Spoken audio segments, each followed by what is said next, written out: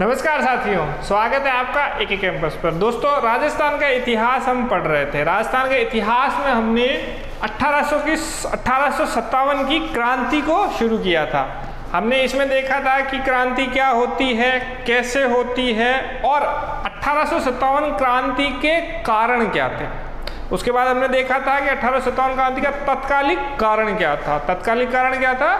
चर्बी वाला कारतूस। फिर हमने कुछ महत्वपूर्ण बातें लिखी थी, जैसे कि राजस्थान के अंदर कंपनी की कौन कौन सी छावनियाँ थी और किस किस छावनी के अंदर 1857 की क्रांति हुई थी।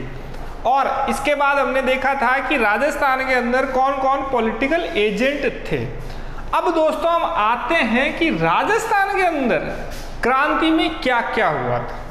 दोस्तों अब हम देखते हैं कि राजस्थान के अंदर कहाँ कहाँ क्रांति हुई थी और कैसे कैसे हुई थी। मैंने आपको पहले ही बताया था कि राजस्थान में क्रांति 4 छावनियों में हुई थी: एरनपुरा, नीमच, नसीराबाद और देवली। तो हम शुरुआत कहाँ से कर रहे हैं? नसीराबाद से। नसीराबाद वो पहला स्थान था जहाँ क्रांति शुरू हुई थी। तो सबसे पहले हम कहाँ पे आ रहे हैं?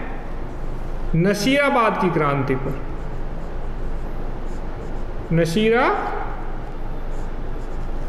की क्रांति। अब दोस्तों यह हुई कब थी? 28 मई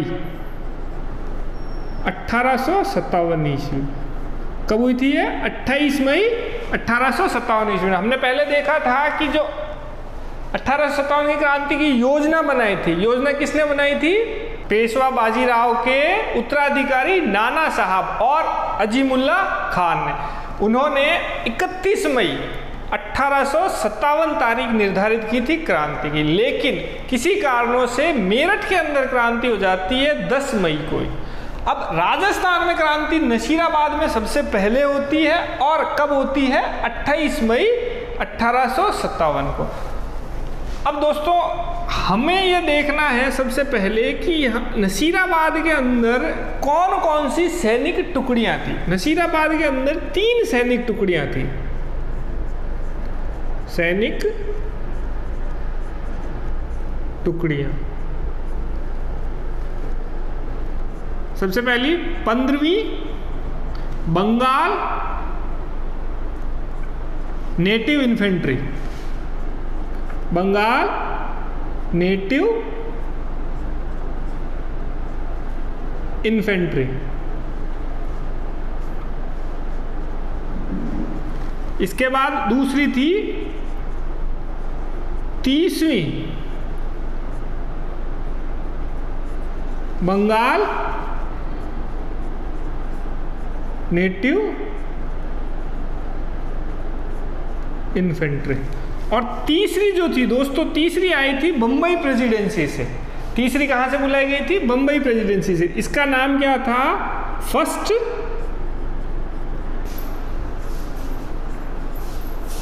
Bombay lancers.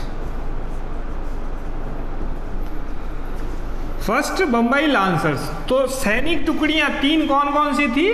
15वीं Bengal native infantry, 30वीं बंगाल नेटिव इन्फेंट्री और 30वीं और तीसरी कौन सी थी? First Bombay lancers. अब दोस्तों हुआ क्या था कि 28 मई को दिन में 3 बजे 28 मई को दिन में 3 बजे 15वीं बंगाल नेटिव इन्फेंट्री के सैनिक जो है बख्तावर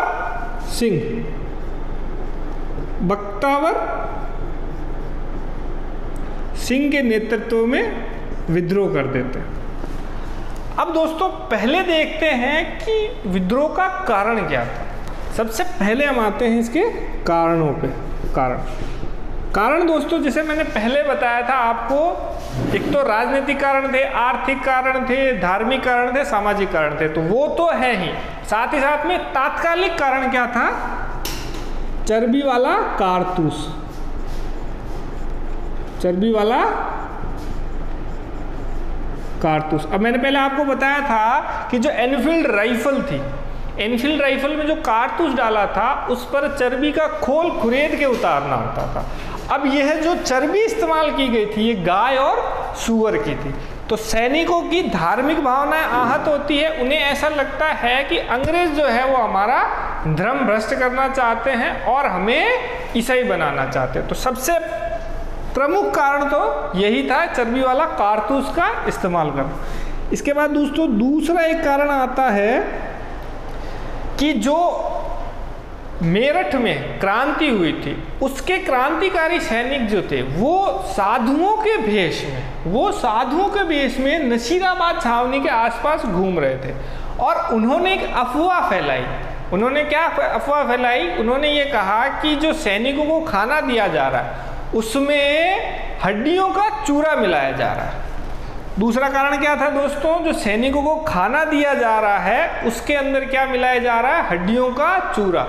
अब दोस्तों जो हमारे सैनिक थे वो पहले ही आतंकित थे और साथ में दूसरा एक और कारण उनको मिल गया। उनको क्या बताया जाता है कि उनका जो खाना है उसमें हड्डियों का चूरा मिलाया जा रहा है। तो इससे सैनिकों के अंदर असंतोष और बढ़ जाता है। दूसरा कारण क्या था? क्रांतिकारी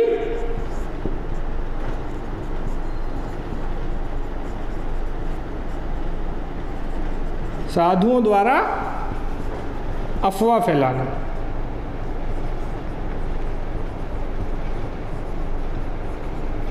साधुओं ने क्या अफवाह फैलाई थी कि जो सैनिकों को खाना दिया जा रहा है उसमें क्या है? हड्डियों का चूरा मिला है। इसके बाद दोस्तों तीसरा एक और कारण आया था। तीसरा एक कारण यह आया था, मैंने अभी बताया था कि फर्स्ट बम्बई लांसर जो थी इसको बम्बई से बुलाया गया था। अब होता क्या है दोस्तों, एक रात 15वीं बंगाल नेटिव इन्फेंट्री और 30वीं बंगाल नेटिव इन्फेंट्री की गश्त में फर्स्ट बम्बई लांसर्स के सैनिकों को भेज दिया जाता है।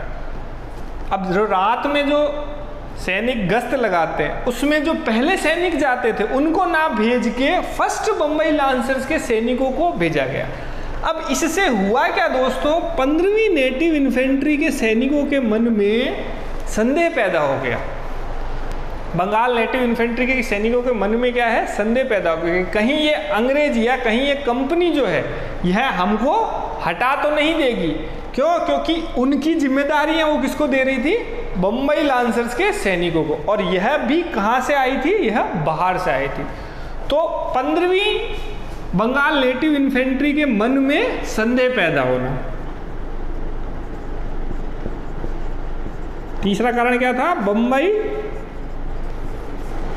लांसर्स के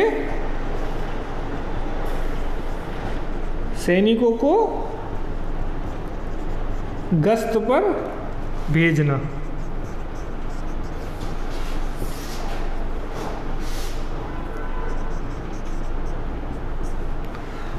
तो दोस्तों इन कारणों की वजह से 15वीं बंगाल नेटिव इन्फेंट्री के जो सैनिक थे इनके मन में क्या था? अत्यधिक क्रोध पैदा हो जाता है और यह 28 मई को दिन में 3 बजे क्या कर देते हैं? विद्रोह कर देते हैं और वहाँ छावनी में स्थित नशीराबाद छावनी में स्थित तोपखाने पर कब्जा कर लेते हैं। अब दोस्तों यह जब कब्जा कर लेते हैं तो वहाँ उपस्थित अंग्रेज सैनिक अधिकारी मेजर प्रिचार्ड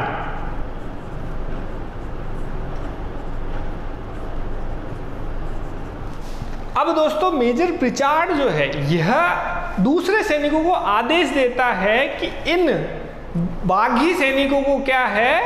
मौत के घाट उतार दे।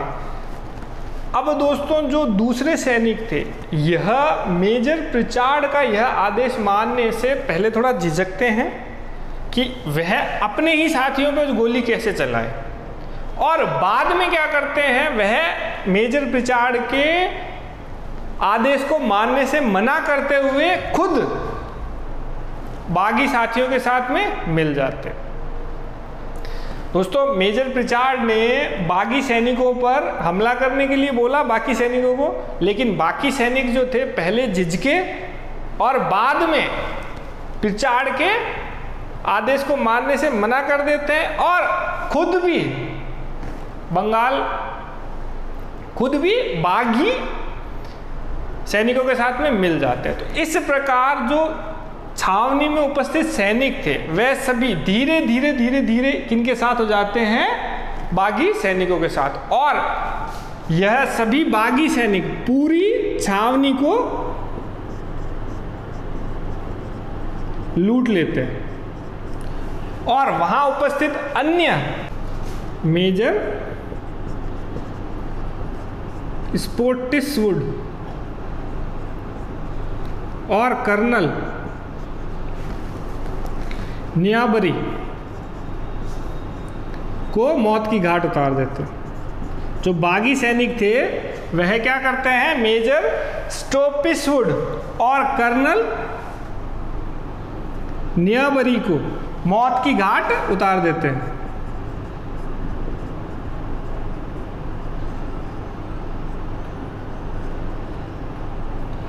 अब दोस्तों ये जो सैनिक थे, बागी सैनिक थे, यह नशीराबाद क्रांति को लूटने के बाद में दिल्ली की ओर कूच कर जाते हैं।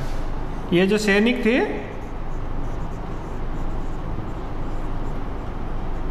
दिल्ली की ओर कूच कर गए।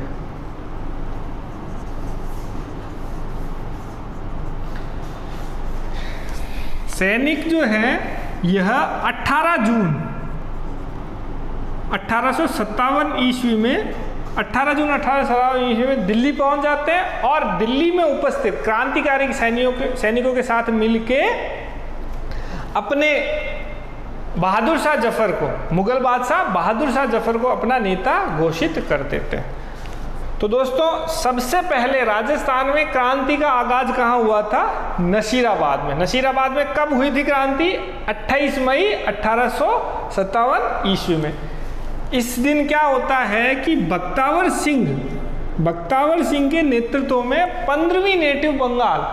15वीं बंगाल नेटिव इन्फेंट्री के जो सैनिक थे वो क्या हो जाते हैं, बागी हो जाते हैं और क्रांति का बगुल बजा देते हैं। उसके बाद वह दो अंग्रेजी अधिकारी मेजर स्टोपिसवुड और कर्नल नियाबरी की हत्या कर देते हैं और दिल्ली की तरफ कूच कर जाते हैं। अब दोस्तों यह तो होती है अपनी नशीराबाद की क्रांति। इसके बाद अगला क्रांति का केंद्र होता है नीमच। नीमच जो था वो मध्य प्रदेश में स्थित था।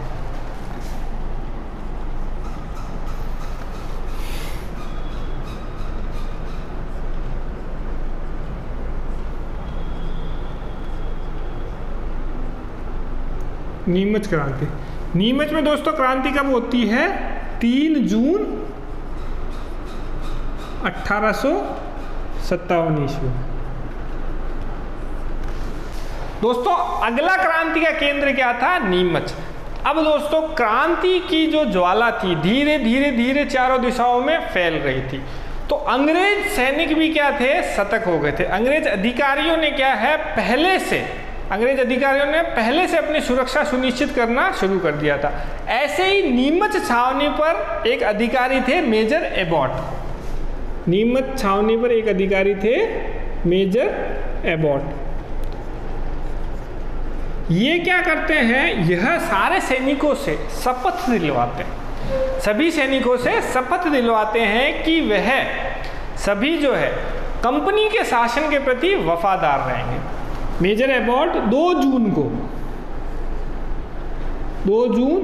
1857 ईस्वी को सभी सैनिकों से शपथ दिलवाते हैं, सभी सैनिकों से शपथ दिलाते हैं। हिंदुओं से गीता की शपथ दिलवाते हैं।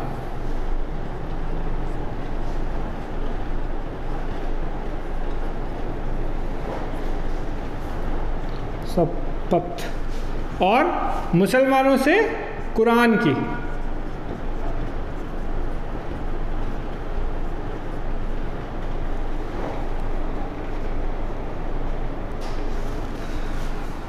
जैसे पुरानी हिंदी पिक्चरों में शपथ ली जाती थी, मैं गीता पर हाथ रख के कसम खाता हूँ कि जो भी कहूँगा सच कहूँगा, सच के सिवा कुछ नहीं कहूँगा। ऐसे ही मेजर एबॉट क्या करते हैं, सभी सैनिकों से उनके धर्म ग्रंथों की शपथ दिलवाते हैं और स्वयं खुद भी स्वयं खुद भी बाइबल की क्या लेते हैं, शपथ लेते हैं। लेकिन दोस्तों होता क्या है कि जो धरती की पुकार होती है या अपनी जन्मभूमि की पुकार होती है, वो ऐसी शपथों से कई गुना तेज और कई गुना बड़ी होती है। तो हमारे जो सैनिक थे, यह 3 जून को रात 11 बजे विद्रोह कर देते हैं और नीमच छावनी के तोपखाने पर कब्जा कर लेते हैं। तोपखाने पर कब्जा कर लेते हैं।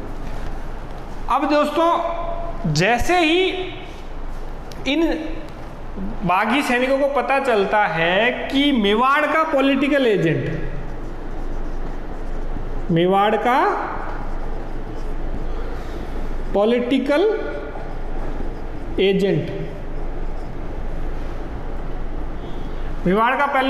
कौन था?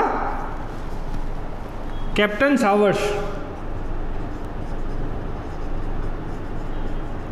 वो मेवाड़ के महाराणा स्वरूप सिंह के साथ में, मेवाड़ का political agent captain showers Mewar के महाराणा स्वरूप सिंह के साथ में एक सेना की टुकड़ी लेके कहाँ आ रहा है? नीमच आ रहा है। तो सारे जो क्रांतिकारी थे वह नीमच छावनी को लूटते हैं और दिल्ली की तरफ कूच कर जाते हैं। सैनिक जो है, क्रांतिकारी जो है, दिल्ली की तरफ कूच कर जाते हैं।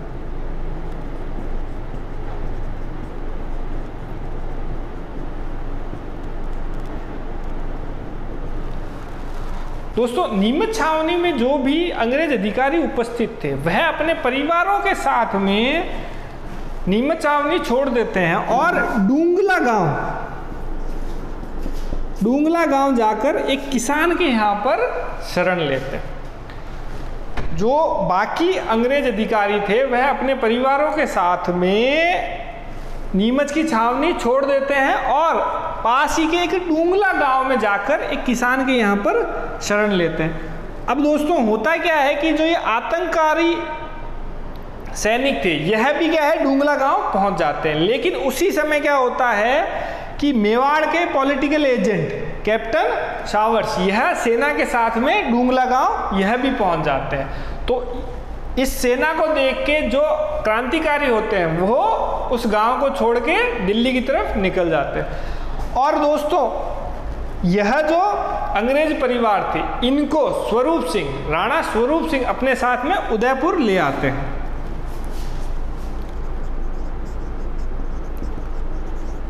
स्वरूप सिंह सभी अंग्रेजों को अपने साथ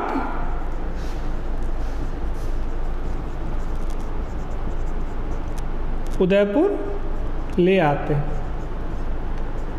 और उदयपुर में जग मंदिर,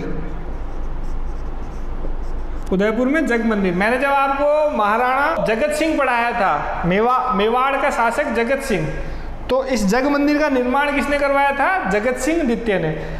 अब दोस्तों स्वरूप सिंह जो होते हैं, राणा स्वरूप सिंह, यह क्या करते हैं, इन सभी अंग्रेजों और उनके परिवारों को जग मंदिर में शरण देते हैं, जो कहाँ स्थित है? पिछोला झील में जग मंदिर में शरण देते हैं।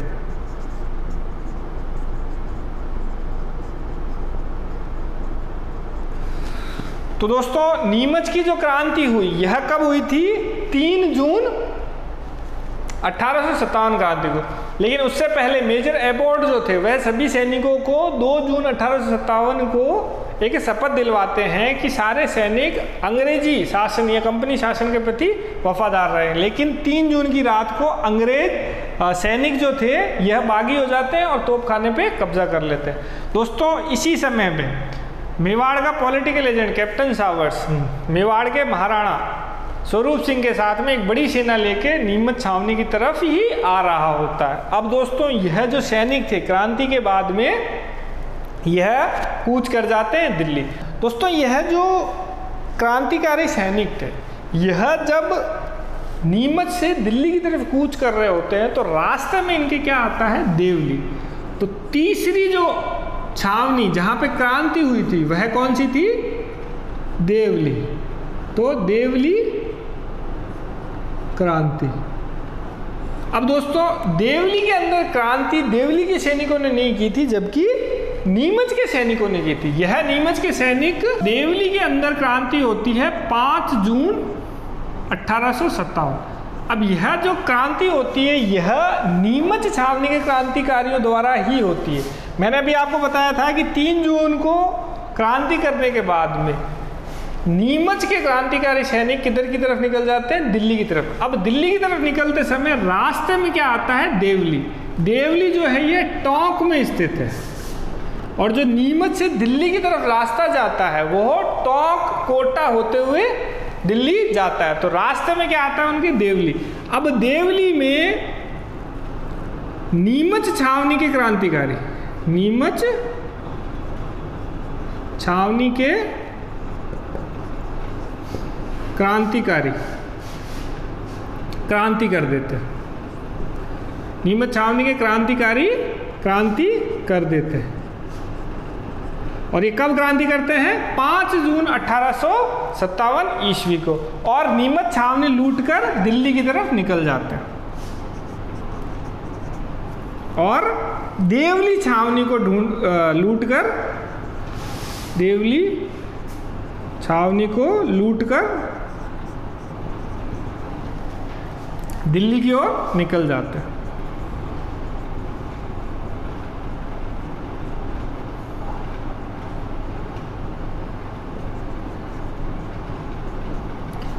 तो दोस्तों राजस्थान में क्रांति के 3 प्रमुख केंद्र होते हैं पूरे। पहला अपन ने देखा था नसीराबाद, जहां क्रांति का आगाज होता है, फिर नीमच और फिर देवली। अब सबसे प्रमुख केंद्र आएगा मारवाड़ की क्रांति या अहुआ की क्रांति। तो दोस्तों अगला आता है एरनपुरा अहुआ या मारवाड़ की क्रांति। यहां भी दोस्तों बहुत महत्वपूर्ण क्रांति हुई थी। इस क्रांति के अंदर नेतृत्व किया था ठाकुर खुशहाल सिंह ने, और इन्होंने अंग्रेजों की और जोधपुर की शाही सेना को 2 बार करारी शिकस्त दी थी। 2 युद्ध लड़े थे, एक बिठोड़ा का युद्ध और दूसरा लड़ा था चेलावास का युद्ध। उन दोनों युद्धों के अंदर क्रांतिकारियों ने शाही सेना और अंग्रेजों की सेना को बुरी तरीके से शिकस्त दी थी। अब दोस्तों एरनपुरा छावनी के अंदर या मारवाड़ के अंदर जो पॉलिटिकल एजेंट था, मारवाड़ का जो पॉलिटिकल एजेंट था वो कौन था? मैंने आपको पहले बताया था, मैक मेसन। और जो मारवाड़ का शासक था, जोधपुर का शासक था, वो कौन था? तख्त सिंह।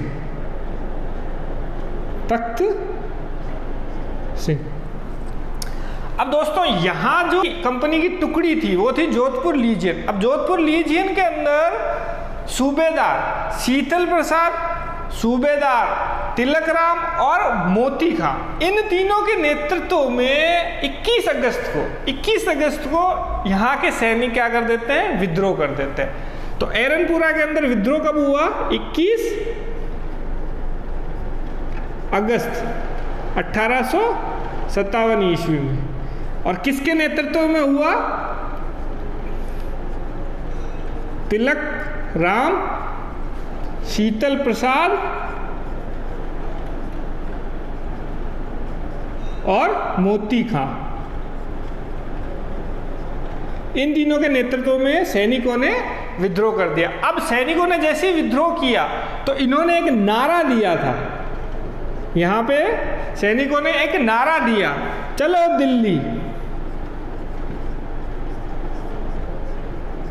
चलो दिल्ली, मारो फिरंगी। तो इस नारे का जयघोष करते हुए दोस्तों यहाँ के जो सैनिक थे, जो क्रांतिकारी सैनिक थे, वह निकल जाते हैं दिल्ली की ओर। अब दिल्ली की ओर जाते समय उनका पड़ाव एक पड़ता है अहुआ में, उनका पड़ाव पड़ता है अहुआ में।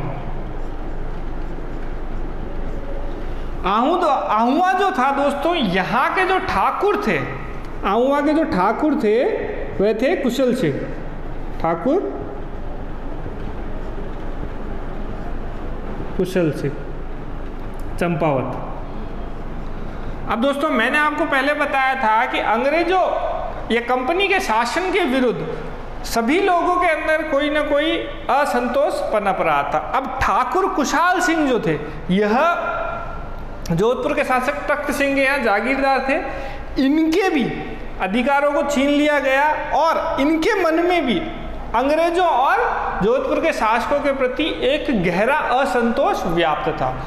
अब दोस्तों जो सैनिक थे, जो क्रांतिकारी सैनिक थे, वह जब अहुआ पहुंचते हैं तो अहुआ पहुंच के वे ठाकुर कुशल सिंह से उनका नेतृत्व करने को कहते हैं। अब कुशल सिंह तो क्या है कि अंग्रेजों के प्रति जो असंतोष था उसके लिए क्या है, बदला लेना चाहते थे। तो यह तो एक मौके की तलाश में थे और यह मौका इनको कौन दे देता है, अहिरनपुरा में क्रांति करने वाले सैनिक।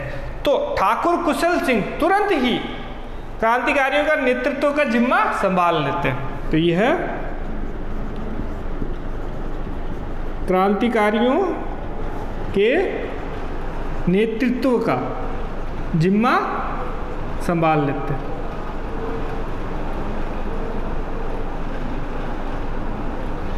अब दोस्तों कुछ ठाकुर जो थे, ठाकुर कुशाल सिंह जो थे, अपनी तरह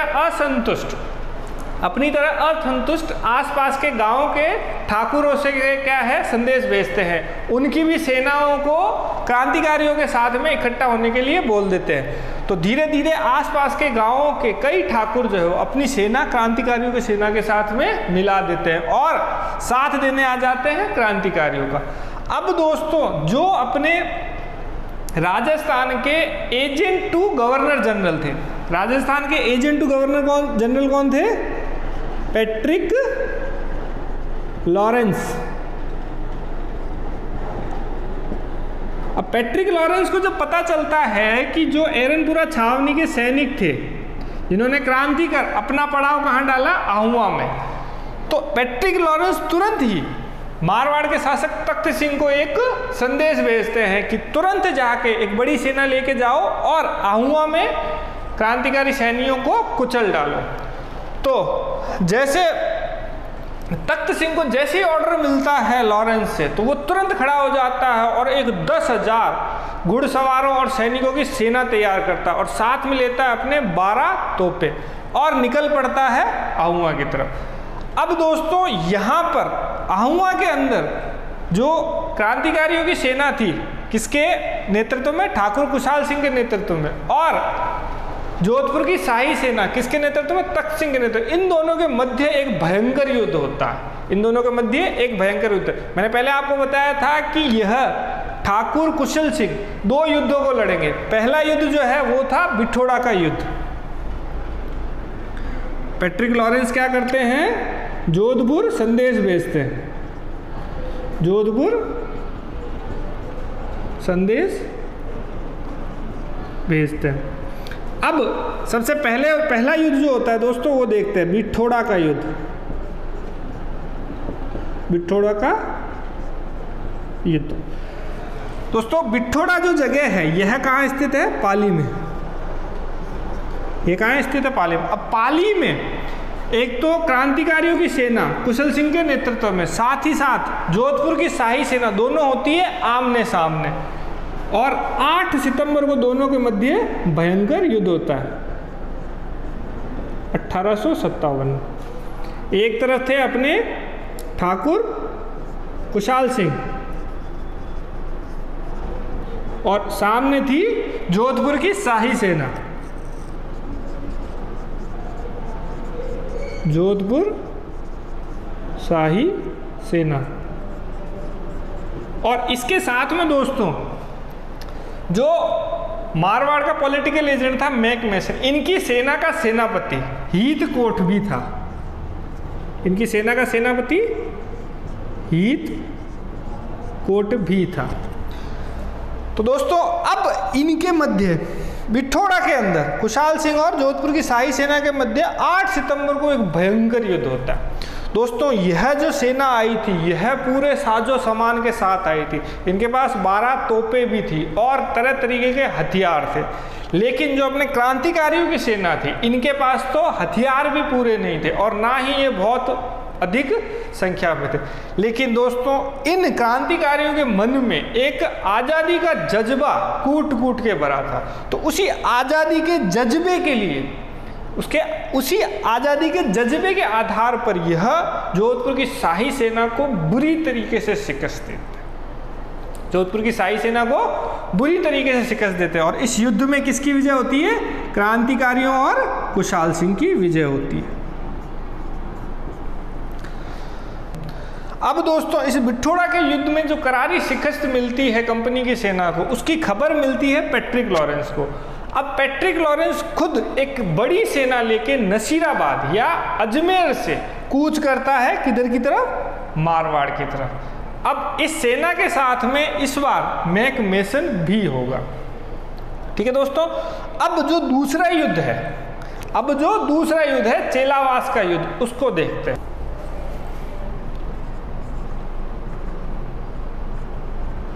चेलावास का युद्ध, इसी युद्ध का दोस्तों एक अन्य नाम भी है, काला गोरा का युद्ध। काला गोरा का युद्ध। दोस्तों मैंने पहले आपको बताया था कि जो अंग्रेज थे यह अपने आप को क्या है? बेहतर मानते थे, या अंग्रेज जो थे रंग भेद की नीति को अपनाते थे।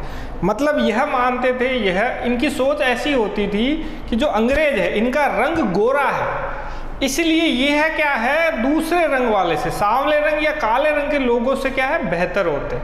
ईश्वर ने इन्हें गोरा इसलिए बनाया है क्योंकि इनमें क्या है? क्षमताएं दूसरों से अधिक है और दूसरों को यह सिखाने के लिए पैदा किए गए। तो दोस्तों यह काला गोरा जो शब्द आए थे, यह काला गोरा इसीलिए आए थे, गोरे तो थे फिरंगी या अंग्रेज, और काले कौन थे? काले कौन थे? जो भारतीय थे, जो सांवले रंग के थे। तो इसी के आधार पर इस युद्ध का नाम पड़ा था काला गोरा युद्ध। अब यह किस आधार पर पड़ा था? अंग्रेजों की रंग भेद की नीति के आधार पर। भाई सवाल पूछ लिया जाए कि अंग्रेज जो थे 1857 की क्रांति का एक कारण और भी क्या है? अंग्रेजों की रंग भेद की नीति, जिसके आधार पे अंग्रेज जो थे यह क्या है? अपने आप को बेहतर मानते थे, अपने आप को अधिक सक्षम मानते थे, और दूसरे रंग के जो काले या सांवले रंग के हैं उन्हें क्या है? अपने से कमतर मानते थे, इसलिए उनकी इज्जत भी बहुत कम कर लेते थे। उनको कहते थे जाहिल, गवार, अनपढ़, जबकि खुद क्या है? पढ़े लिखे, सभ्य, और भारतीय क्या थे? असभ्य। तो दोस्तों अब यह जो युद्ध हुआ था, इस युद्ध में पैट्रिक लॉरेंस जो राजस्थान का एजेंट टू गवर्नर जनरल था, वो है एक बड़ी सेना लेके आता है नसीराबाद से, और इस सेना के साथ में कौन आता है? मारवाड़ का पॉलिटिकल एजेंट मैक मेसन। तो यहाँ युद्ध जो होता है वो कब होता है? किस किस के मध्य होता है? ठाकुर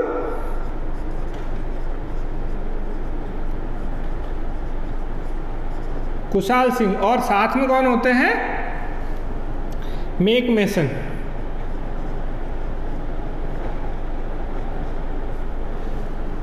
अब दोस्तों यह युद्ध जो होता है, इसमें भी जो अपनी क्रांतिकारियों की सेना थी यह बहुत थोड़ी होती है, और अंग्रेजों की सेना जो होती है वो बहुत साधन संपन्न, बंदूकों के साथ, हथियारों के साथ आती है। लेकिन इस युद्ध के अंदर भी क्रांतिकारी अपने जज्बे पे कंपनी की सेना को बुरी तरीके से शिकस्त देते हैं। यह युद्ध जो दोस्तों हुआ था, इसमें विजय किसकी हुई थी? क्रांतिकारियों की। और मैक मेसन को मार के उसका सर काट के, मैक मेसन का सर काट के पूरे आहुआ में घुमाया जाता है, और बाद में मैक मेसन का जो सर है वह आहुआ के किले के द्वार पे लटका दिया जाता है। तो दोस्तों यह युद्ध जो हुआ था वह हुआ था कब? 18 सितंबर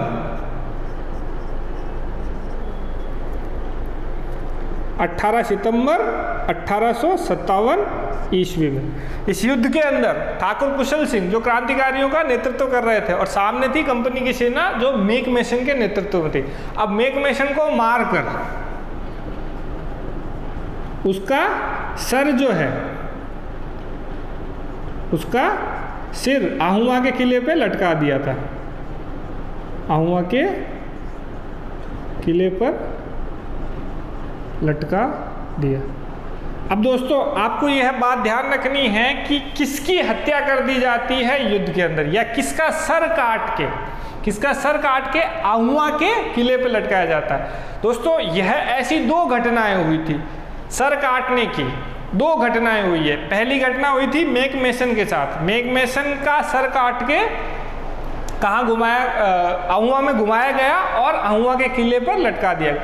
अब आगे हम देखेंगे कोटा की क्रांति। तो कोटा के अंदर जो मेजर बर्टन था, कोटा का पॉलिटिकल एजेंट मेजर बर्टन, उसका भी सर काट के पूरे कोटा में घुमाया जाता है। तो ये आपको दोनों ध्यान रखने हैं कि किन दो अंग्रेजी अधिकारियों के सर काट के पूरे शहरों में घुमाए गए थे। एक थे मैकमेसन और दूसरा था मेजर बर्टन। तो ये दोनों आपको ध्यान रखने। अब दोस्तों चेलावास के युद्ध में भी विजय किनकी होती है? क्रांतिकारियों की। दोस्तों इस युद्ध के अंदर दूसरा अंग्रेजी अधिकारी था Patrick Lawrence, agent to governor general. वो क्या है, अपनी जान बचाकर कहाँ भाग जाता है? अजमेर भाग जाता है। दोस्तों इन युद्धों में विजय के बाद में इन क्रांतिकारियों को आसपास के गांव के ठाकुरों का भी समर्थन भी मिल जाता है, और साथ ही साथ जो आम जनता होती है, मारवाड़ और मेवाड़ की जो आम जनता होती है, वह भी इन क्रांतिकारी सैनिकों की हर संभव मदद करती है। अब दोस्तों होता क्या है, जब लॉर्ड कनिंग, भारत के गवर्नर जनरल लॉर्ड कनिंग को इन दो युद्धों के बारे में पता चलता है और अंग्रेजों की कंपनी की करारी शिकस्त के बारे में पता चलता है, तो वो एक बहुत बड़ी सेना, लॉर्ड कनिंग एक बहुत बड़ी सेना, कर्नल होम्स एक बहुत बड़ी सेना कर्नल होम्स के नेतृत्व में पालनपुर और नशीराबाद से फिर भेजते हैं कहाँ? मारवाड़। अब दोस्तों यहाँ स्थिति क्या होती है कि इस युद्ध में विजय के बाद में बहुत सारे क्रांतिकारी क्या है? शहीद हो जाते हैं। बहुत सारे क्रांतिकारी सैनिक जो है वो शहीद हो जाते हैं, और साथ ही साथ कुछ क्रांतिकारी सैनिक ठाकुर शिवनाथ सिंह के नेतृत्व में दिल्ली की ओर निकल जाते हैं। तो दोस्तों अब ठाकुर कुशाल सिंह के पास में जो सैनिक बचते हैं वो बहुत कम बचते हैं, और उसमें से स्वच्छ सैनिक तो और भी कम होते हैं। तो कर्नल होम्स की जो बहुत बड़ी सेना आती है, उसके सामने ठाकुर कुशल सिंह समझ जाते हैं कि इनके लिए आसान नहीं होगा इस कर्नल होम्स को हराना। तो ठाकुर कुशल सिंह क्या करते हैं, आगे की रणनीति तैयार करने के लिए मेवाड़ की ओर निकल जाते हैं, और मेवाड़ में सलूम्बर ठिकाने में सलूम्बर गांव के ठाकुर जोध सिंह के यहाँ पर शरण लेते हैं।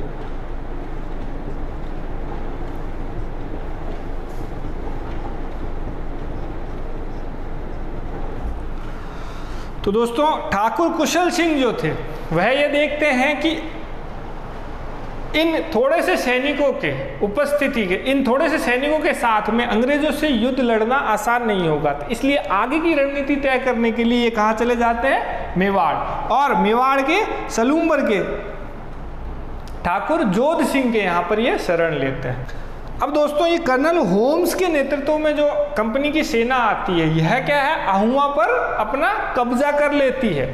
अहुआ पर कब्जा करके यह जाती है सुगाली माता के मंदिर, सुगाली माता के मंदिर, और सुगाली देवी की मूर्ति चुराकर यह ले जाते हैं अजमेर। दोस्तों ये जो सुगाली माता है, यह अहुआ के ठाकुरों की कुल देवी है। ये जो सुगाली माता है यह अहुआ के ठाकुरों की कुल देवी है, और ऐसा कहा जाता है कि इनके 10 सिर और 54 हाथ है। सुगाली माता के 10 सिर और 54 हाथ है, और यह जो है अहुआ के ठाकुरों की कुल देवी है। तो दोस्तों इनको क्या है कि क्रांतिकारी इनको क्रांति की देवी मान के पूजते थे। सुगाली माता को क्रांति की देवी मान के इनको पूजते थे। तो आपसे सवाल ये पूछ लिया जाए कि 1857 की क्रांति में क्रांति की देवी किसे माना जाता है, तो वो कौन है? सुगाली माता। अब दोस्तों 8 अगस्त को 1860, 8 अगस्त 1860 को परिस्थितियां ठाकुर कुशल सिंह के साथ नहीं देती है और उन्हें क्या है, अंग्रेजों के सामने आत्मसमर्पण करना पड़ जाता है। तो कुशाल सिंह जो है वो क्या कर देते हैं, आत्मसमर्पण, कुशाल सिंह आत्मसमर्पण कर देते हैं। दोस्तों कुशाल सिंह के आत्मसमर्पण करने के बाद में अंग्रेजी कंपनी जो है यह एक कमीशन की नियुक्ति करती है, टेलर कमीशन। इस टेलर कमीशन को कार्य क्या दिया जाता है, जो कुशाल सिंह के खिलाफ जो आरोप लगाए गए हैं कि जो ठाकुर कुशल सिंह के खिलाफ जो भी आरोप लगाए गए हैं, जो भी इनका क्रांति के अंदर हाथ था या क्रांति शुरू करने का जो दोष मंडा जाता है, वो किस पर मंडा जाता है, ठाकुर कुशल सिंह पर। तो इन पर लगे सभी आरोपों की यह जांच करती है। लेकिन क्या होता है, अंत में यह ठाकुर कुशल सिंह को क्या है, बिल्कुल निर्दोष पाती है। अंत में यह ठाकुर कुशल सिंह को क्या है, निर्दोष पाती है। कुशल सिंह को निर्दोष पाती है।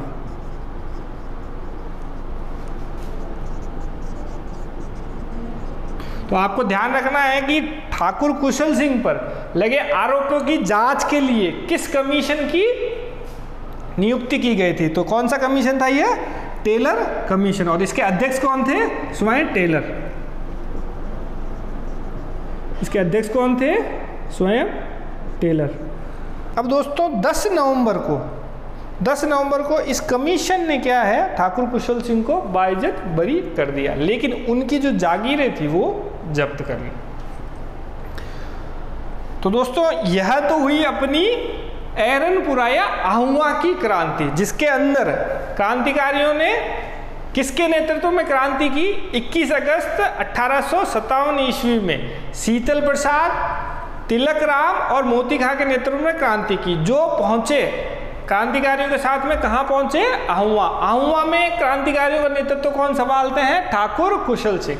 उसके बाद उनके और अंग्रेजों के मध्य उनके और जोधपुर की शाही सेना और कंपनी के मध्य 2 युद्ध होते हैं, एक तो बिठोड़ा का युद्ध और दूसरा चेलावास का युद्ध। इन दोनों युद्धों के अंदर विजय किसकी होती है, कुशल सिंह की। उसके बाद में परिस्थितियां कुशल सिंह का साथ नहीं देती, इन्हें आत्मसमर्पण करना पड़ता है और इनके खिलाफ आरोपों की जांच करने के लिए एक कमीशन की नियुक्ति की जाती है, जिसका नाम क्या है, टेलर कमीशन। और दोस्तों सुगाली माता का भी आपको ध्यान रखना है। सुगाली माता के 10 सिर और 54 हाथ थे और इन्हें 1857 की क्रांति की देवी माना जाता है। ठीक है दोस्तों। अब दोस्तों हम आते हैं सबसे महत्वपूर्ण कोटा की क्रांति पर। राजस्थान के अंदर जो सबसे सफल क्रांति रही वो कोटा की क्रांति रही है, और सबसे महत्वपूर्ण जो क्रांति है वो भी क्या है, कोटा की क्रांति।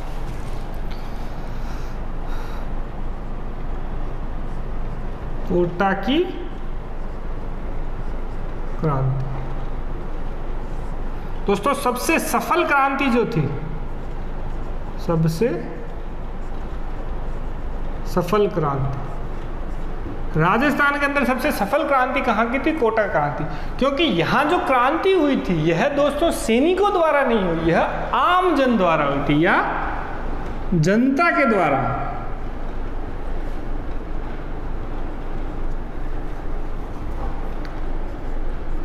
जनता के द्वारा क्रांति हुई थी, जनता के द्वारा क्रांति।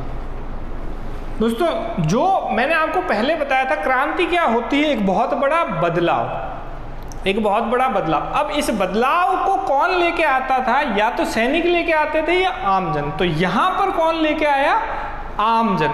अब इन्होंने दोस्तों लगभग जनता ने लगभग 6 महीने कोटा पर अपना शासन चलाया। अब दोस्तों था क्या कि इस क्रांति के जो प्रमुख नेता थे वो थे जयदयाल और मेहराब खान।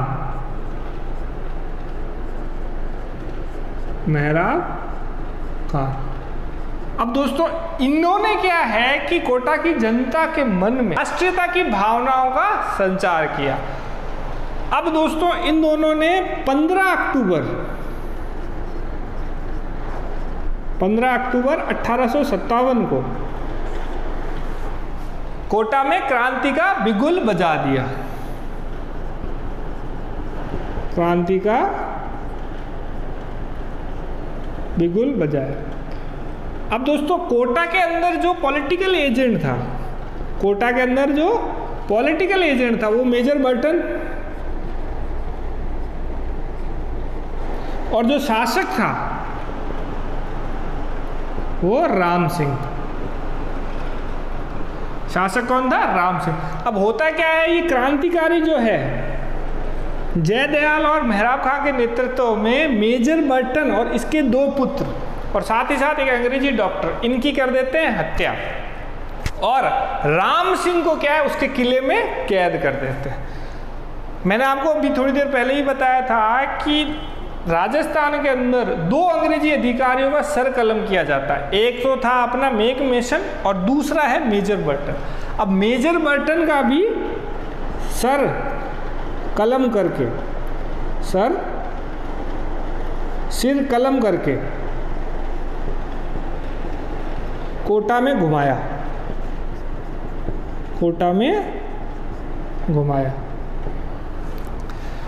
और दोस्तों शासक राम सिंह को किले में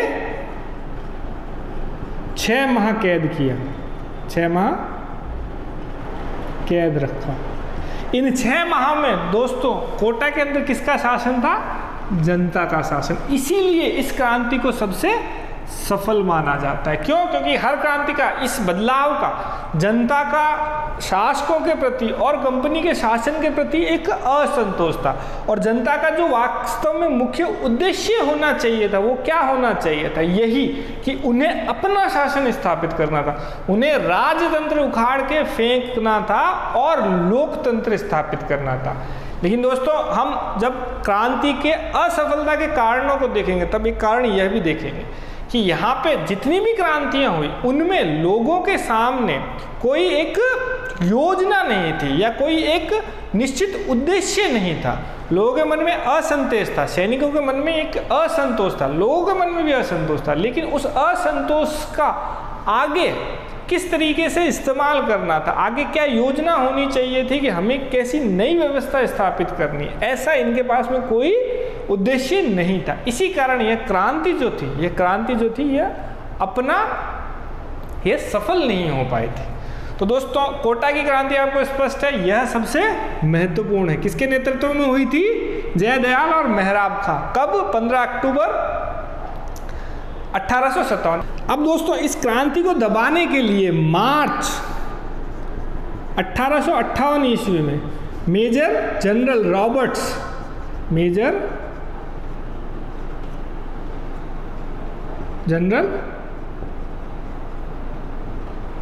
रॉबर्ट्स के नेतृत्व में एक बड़ी सेना भेजी जाती है।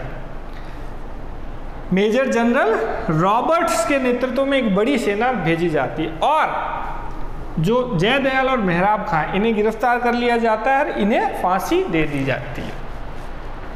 और इस प्रकार यह जो क्रांति थी इसे पूरी तरीके से दबा दिया जाता है। तो दोस्तों राजस्थान के अंदर क्रांति के सबसे प्रमुख केंद्र थे जो है 5। सबसे पहले हमने क्या आंसर देखा था? नसीराबाद, फिर हम आए नीमच पे, नीमच के बाद हमने देवली पे, देवली के बाद एरनपुरा के बाद में कोटा। अब दोस्तों कुछ जगह ऐसी भी थी जहाँ छोटी छोटी घटनाएं हुई, जहाँ आम जनता ने शाही सेना को क्या रोक के रखा था। तो ऐसी ही 3 स्थान महत्वपूर्ण है, अलवर, भरतपुर और धौलपुर। अब उनको देखते हैं। दोस्तों सबसे पहले अलवर की क्रांति कब हुई थी? 11 जुलाई 1857 में। अब दोस्तों जो अलवर का शासक था वो था विनय सिंह अंग्रेजों का पक्का वफादार था और अंग्रेजों की सहायता के लिए यह कहाँ निकल रहा था? आगरा जा रहा था। अब दोस्तों रास्ते में यह क्रांतिकारियों के हत्थे चढ़ गया और क्रांतिकारियों ने इसे भरतपुर में रोक दिया।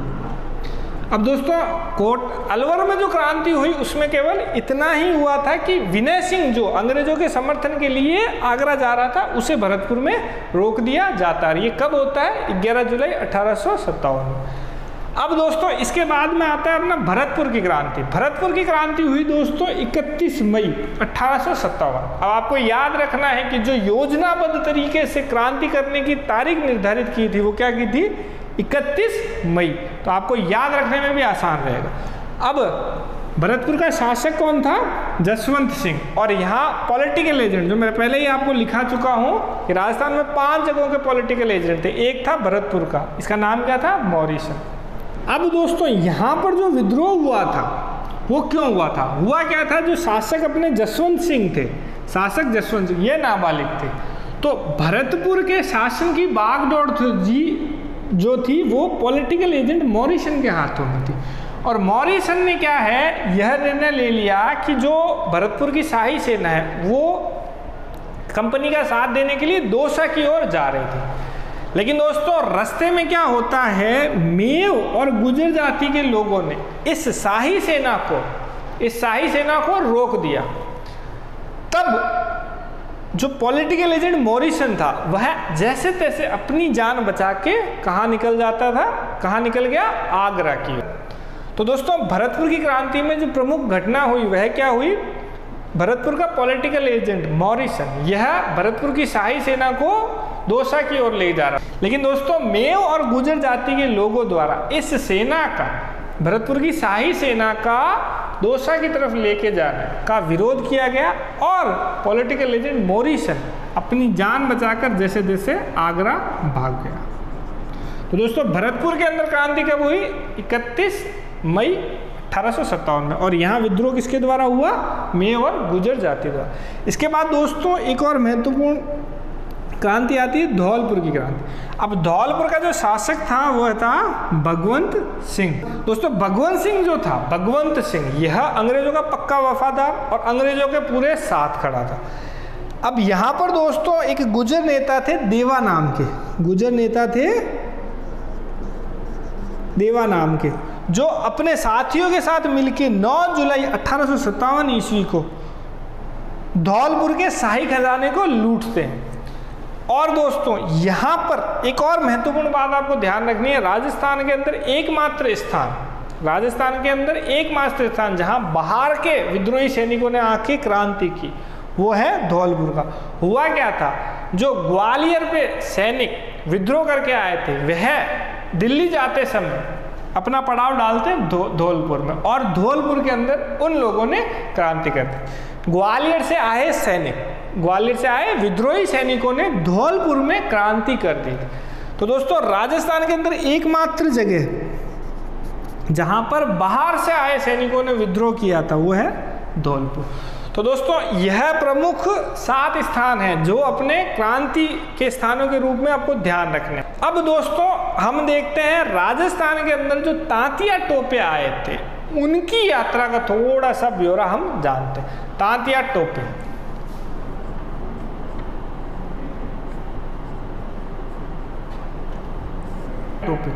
दोस्तों इनका वास्तविक जो नाम था रामचंद्र पांडुरंग।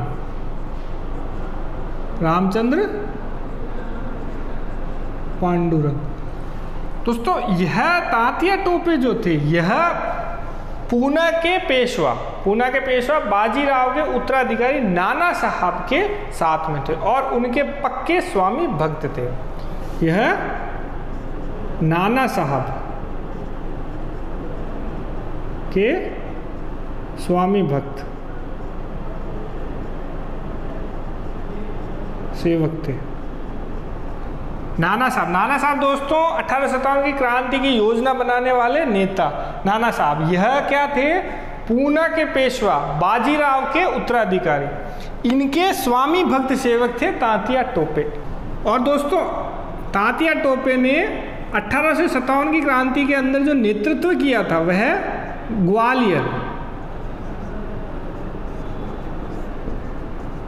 ग्वालियर के विद्रोही नेता थे। अब दोस्तों हमारे लिए महत्वपूर्ण है, राजस्थान की यात्रा पर यह 2 बार आए, 2 बार राजस्थान की यात्रा की इन्होंने। पहली की थी 8 अगस्त 1857, मतलब 1857 की क्रांति के बाद में यह 2 बार राजस्थान आए थे। पहली बार आए थे 8 अगस्त 1857 क्रांति में, पहले आए थे भीलवाड़ा में। कहाँ आए थे? भीलवाड़ा में। भीलवाड़ा में दोस्तों इनका युद्ध हुआ था जनरल रॉबर्ट्स के साथ, लेकिन यह पराजित हो गए। पराजित होने के बाद ये वापस चले जाते हैं ग्वालियर की तरफ। फिर दोबारा ये आए थे दिसंबर में, दिसंबर 1857 ईस्वी में। इस समय दोस्तों यह आए थे मेवाड़ क्षेत्र में। मेवाड़ क्षेत्र में इन्होंने बांसवाड़ा पर अधिकार किया, बांसवाड़ा पर अधिकार कर लिया था। लेकिन दोस्तों होता क्या है, एक नरवर के जागीरदार ने इन्हें धोखा दिया और इन्हें पकड़वा दिया।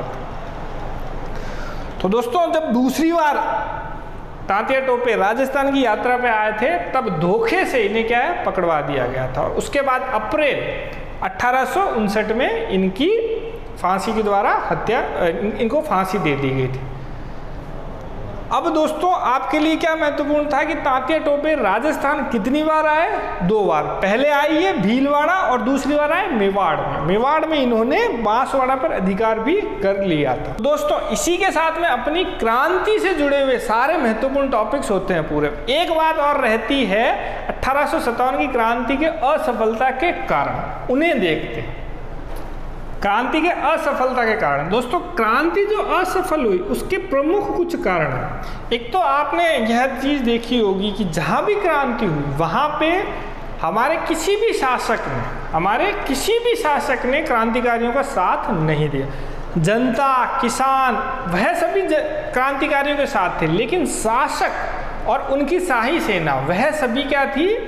कंपनी के साथ। तो सबसे पहले जो राजा महाराजा थे, राजा महाराजा जो थे, कंपनी के वफादार बने रहे, कंपनी के वफादार बने रहे। दूसरा कारण दोस्तों यह आ जाता है कि आप ये समझो कि कंपनी की जो सेना थी वो बहुत ही सुव्यवस्थित, उनके पास हथियार थे, उनके पास बंदूकें थी, असला था, उनके पास तोपें भी थी। लेकिन जो क्रांतिकारी सैनिक थे उनके पास में इन सब चीज़ों की बहुत कमी थी।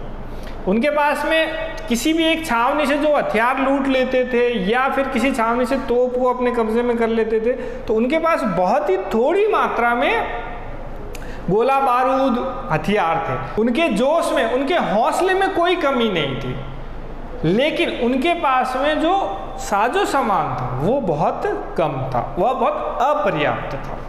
ठीक है। और उनके बाद में उनके पास रसद, खाने पीने की वस्तुएं भी इतनी अधिक मात्रा में नहीं थी।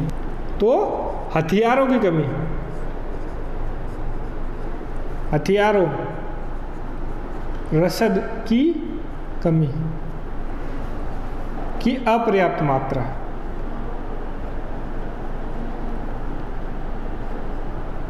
ठीक है दोस्तों। इसके बाद दोस्तों सबसे बड़ी बात जो एक मैंने आपको पहले भी बताई थी, यह जो क्रांतिकारी सैनिक थे यह क्रांति कर देते थे, लेकिन क्रांति करने के बाद कहाँ चले जाते थे? दिल्ली। और दिल्ली में इनको कोई योग्य नेतृत्व नहीं मिला, तो इनके पास में योग्य नेतृत्व की कमी थी, योग्य नेतृत्व की कमी। अब इन्होंने बहादुर शाह जफर को अपना नेता घोषित कर दिया, लेकिन बहादुर शाह जफर जो थे बूढ़े थे और उनके पास में ऐसी कोई बहुत बड़ी योजना नहीं थी जिसके आधार पर वह कंपनी का शासन भारत से उखाड़ के फेंक सके। तो इनके पास योग्य नेतृत्व की कमी थी। और साथ ही साथ सभी का एक उद्देश्य नहीं था, सभी का एक उद्देश्य नहीं था। मतलब हर कोई जो लड़ाई लड़ रहा था वह अपने हिसाब से अपनी बातों के लिए लड़ रहा था। जैसे शासक जो थे वो सारे अंग्रेजों के वफादार बने रहे, क्यों? क्योंकि उन्हें अपना शासन स्थापित करना था। अब किसानों के, आम जन के और सैनिकों के मन में अपनी अपनी परेशानियां, अपना अपना असंतोष था। किसी के मन में एक बड़ा उद्देश्य नहीं था। जैसे भारत से कंपनी का शासन हटा के एक नई व्यवस्था स्थापित की जाए, जैसे लोकतंत्र, जो आज़ादी की लड़ाई में हुआ। आज़ादी की लड़ाई में भारतीय नेशनल कांग्रेस ने अपना उद्देश्य क्या बनाया? पूर्ण स्वराज। तो इस प्रकार का कोई उद्देश्य इन क्रांतिकारियों के पास में नहीं था, लेकिन इनका जो प्रयास था वो बहुत सराहनीय था। इन्होंने एक बहुत बड़ी शक्ति को चुनौती दी और भारत में एक नए सवेरे का शुरुआत की थी, जिसके बाद में हमने क्या है, आज़ादी की लड़ाई को बहुत संगठित तरीके से और व्यवस्थित तरीके से लड़ा और हमने 1947 में आज़ादी प्राप्त की। तो दोस्तों, यह हुए अपने 1857 की क्रांति के असफलता के कारण। इसमें सबसे महत्वपूर्ण दोस्तों, इसमें जो सवाल पूछा जा सकता है ना, वो कैसा पूछा जा सकता है कि आपको कारण दे दें और पूछेंगे इनमें से कौन सा कारण नहीं है, या 4 ऑप्शंस होंगे उसमें ये पूछ लिया जाएगा इनमें से कौन सा कारण है। तो आपको ये ध्यान रखना है। मुख्य रूप से राजा महाराजाओं कंपनी के वफादार रहे, इनके पास हथियार और रसद की अपर्याप्त मात्रा थी, योग्य नेतृत्व नहीं था इनके पास में, और इनके पास कोई निश्चित उद्देश्य नहीं था। अब दोस्तों, कुछ महत्वपूर्ण बातें जो है आपको ध्यान रखनी है। जैसे राजस्थान का मंगल पांडे कौन है?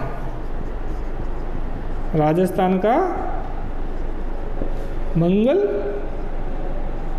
पांडे कौन है? अमरचंद भाटिया। अमरचंद भाटिया। और दोस्तों, राजस्थान का एकमात्र शासक जिसने अंग्रेजों की सहायता करने के लिए अपने राज्य से बाहर भी गया, वह था बीकानेर का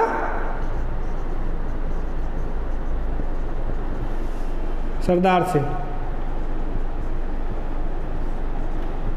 बीकानेर का सरदार सिंह अपनी सेना को कहां भेजा? हिसार गया था। ठीक है दोस्तों, और इसके बाद में जयपुर के शासक थे सवाई राम सिंह।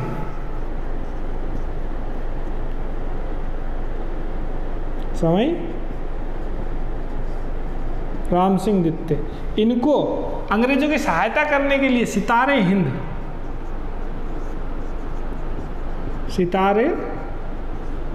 हिंद की उपाधि दी गई थी। सितारे हिंद की उपाधि दी गई थी। तो दोस्तों, इसी के साथ में अपनी 1857 की क्रांति होती है पूरी। यह एक परीक्षा के लिए महत्वपूर्ण टॉपिक है। मुख्य रूप से आपको ध्यान क्या रखने हैं कि राजस्थान में क्रांति के प्रमुख केंद्र, उनके प्रमुख नेता और उनमें जो युद्ध हुए वो आपको ध्यान रखना है। और साथ ही साथ में 3-4 ये बातें जो है, राजस्थान का मंगल पांडे, अमरचंद भाटिया, और राजस्थान का वह कौन सा शासक था जो अंग्रेजों की सहायता के लिए अपने राज्य से बाहर गया, और ये सितारे हिंद उपाधि। तो दोस्तों, इसी के साथ में ये वीडियो होता है पूरा। अब आगे अगला टॉपिक जो अपन करेंगे वो राजस्थान के किसान आंदोलनों को करेंगे। तो आपका बहुत बहुत धन्यवाद। आप ऐसे ही हमसे जुड़े रहिए। आपका बहुत बहुत धन्यवाद।